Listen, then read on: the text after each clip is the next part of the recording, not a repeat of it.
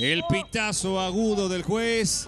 Fútbol en marcha. 22 hombres, una pelota y una ilusión. La Copa Paraguay 2024 juegan Deportivo Santaní y Libertad.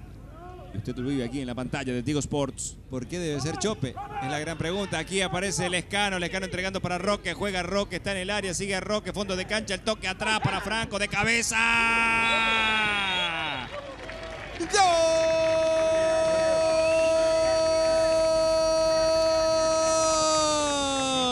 Franco. ¡Gol!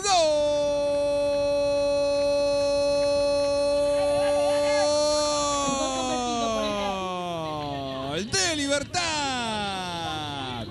Iván Franco aparece para poner un golpe de cabeza certero.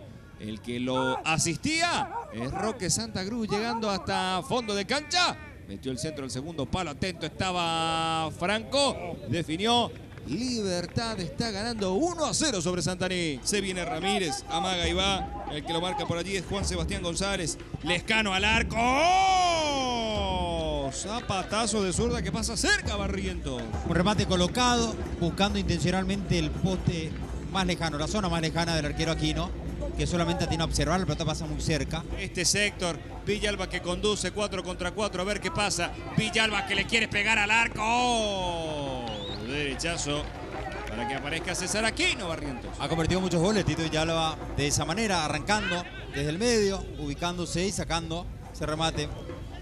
Villalba, Cardoso, Villalba jugando para Pica. Lucena que levanta la mirada, lo vio picar también a Ramírez. Este es Villalba, pase para Cardoso, controla con el pecho, está el segundo. ¡Oh! Aquino se agiganta, le dice que no a Tacuara. Recupera y quiere jugar Silva. Machado y el pase hacia adelante y atención que va el remate de Berrío. Morínigo. Aparece el arquero, Barrientos. Bueno, aparece ya sobre el final. Hicieron trabajar a Morínigo, pero recién cuando se está cumpliendo el tiempo adicionado por el juez principal, ese remate de Berrío. Buena pelota de Machado, la definición, remate cruzado y finalmente la intervención de Morínigo, lo que casi termina en gol y penales para Santaní. Lo ganó el equipo de Morelos. Señoras y señores, final. Libertad se impuso 1-0 sobre Deportivo Santaní y clasificó a los octavos de final de la Copa Paraguay 2024.